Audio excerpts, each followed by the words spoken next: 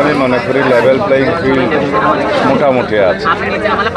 কারো কোনো অভিযোগ থাকলে তারা নির্বাচন কমিশনের সাথে কথা বলতে পারে এবং সেই অভিযোগটা অবশ্যই বস্তুনিষ্ঠ হতে হবে। যদি কোনো অভিযোগ থাকে নির্বাচন কমিশনের সাথে কথা বলতে পারে, অভিযোগ দিতে পারে। এবার হাওয়াই অভিযোগ দেওয়া ঠিক নয়, এটা গণতান্ত্রিক চর্চা নয়। পরস্পরকে দোষারোপ করার রাজনীতি থেকে আমাদের বেরিয়ে আসতে হবে।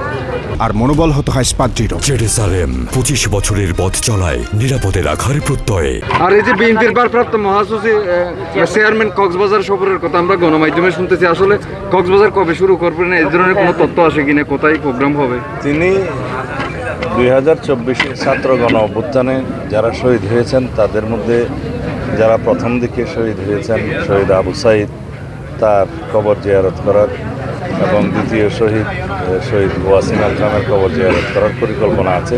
তার অংশ হিসাবে এখানে আসতে পারেন, সেটা সময়টা জানাবেন, আপনারা জানতে পারবেন।